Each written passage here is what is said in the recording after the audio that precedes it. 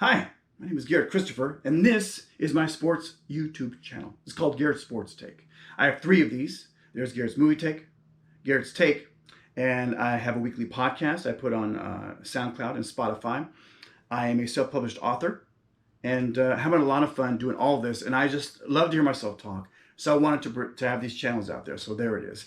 This is part 2 of, I think, Rant 3, and I'm talking about the LA Lakers, and I was in the middle of a discussion, and then I saw that my time was almost up. By the way, the reason why I say my time was almost up is because I'm filming this on a GoPro, and GoPro, after like 8 minutes and some odd seconds, just creates a new chapter, and I don't feel like editing.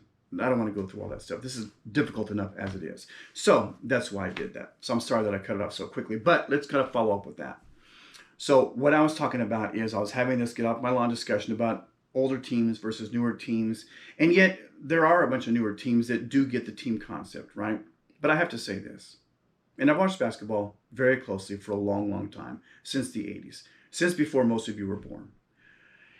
And yes, there's no doubt, and athletes and mentalities and all that is just as strong as it was back then, okay? No doubt about that. But I don't know, I think there's been an increase in athletes over time. I'm pretty sure since the games in the Roman cathedral, okay, athletes, great athletes, have to be selfish. They have to be me first, have to have that mentality. They have to be audacious in the presentation of themselves to be that great. They just do. And then with all the accolades, especially now, what are you going to do? Hey, if I had thousands of people every day telling me how handsome I was, after a while, I'm going to start believing it. Right now, I know I'm cute, but I'm not handsome. I am cute, but I'm not handsome. But if I had people tell me every day, everywhere, in every social media site, I'm going to start believing it. You know what I'm saying? So there we have it. We're not immune to that kind of a thing. So, me first mentality, right, versus the team concept. And my argument is Detroit Pistons, LA Lakers, Boston Celtics, Mike's Chicago Bulls, the San Antonio Spurs, and all the way through, right? Milwaukee Bucks, by the way, again, congratulations to you guys for winning the championship this year. Team, who fits in where? Who does what where, right? Football is a great example of that. You've got to have the star players now. You've got to have the star players now. But we know that some teams have won the Super Bowl and have not had a great quarterback, or have not had a great running back, or even a great receiver. Very good ones, but there have been times when maybe of those three positions, maybe two of the three was there, right?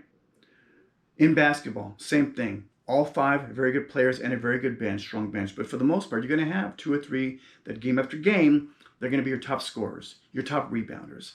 So the guys on the fringe, the guys off the bench, your fourth or fifth best players, what are they doing? And what are they not doing, most importantly? So coming full circle to the Russell Westbrook trade. Does Mr. Westbrook understand what he's great at, good at, and not very good at? Mr. Westbrook is a far better shooter anywhere on the court than I have ever been, am, or ever will be. No doubt about it. And it has nothing to do with size or height. That's just straight shooting. Much better, okay? However, as an NBA player, he's not a very good shooter at all. So, I would love it, as I said in the first rant, for him not to shoot from outside the three-point line ever. I would love it. I would love for all his shots to be 17 feet in. Why not? He can get there. And I'm pretty sure the Lakers will pick up guys who can spot up and be outside the three-point line, while Russ can kind of work within. He'll be in the game when LeBron's not in the game. He'll be in the game when AD's not in the game. And unfortunately, the last couple of years have shown us that they're going to be injured at some point in time during the season. So there you have it. He'll have the opportunity to get into and get to the cup, right? And he's very good in that. And very good within 4 or 5 feet, a little floater and that stuff. He can shoot that. Against us, anyway. Against the Lakers, he had no problem making those shots all the time. Anyway, so do we get the team concept? I think they got it 2 years ago, and they won the championship because of that. Guys understood what they should be doing, and they were working toward their strengths. Who should be on the break? Who should be shooting from outside? Who should be posting up? All those things, right? And, of course, defense. Always very important. So will that concept come into play? We know these three have played together, AD, LeBron, and Mr. Westbrook. We know that. They messed around. They're in LA. They're South LA, whatever. They're doing things. They understand. They've been in the league long enough. They know what their strengths are. Will they play to that? Generally, teams with LeBron on it do that, right? And I think that we have a coaching staff. By the way, congratulations, Mr. Jason Kidd, on your promotion. But we have a team and a coaching staff that definitely is trying to infuse that in the players.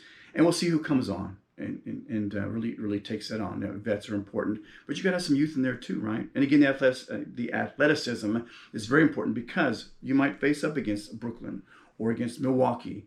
And even in Phoenix, in some cases, these teams, there's lots of them. There's lots of teams that are going to be very, very good next year.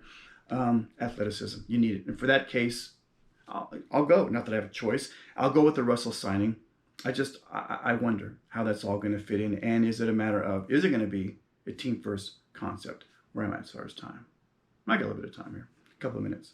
So, hey, do me a favor. Will you please send me comments? Let me know what you think about anything going on out there, and I'll talk about it. Let's discuss sports, right? By the way, on my Garet's Take, I'm going to talk about the Simone Biles situation. I thought about putting it on this particular channel, but you know what? I think it's bigger than that. I think, and me having a daughter, my youngest child is right around Miss Biles' age.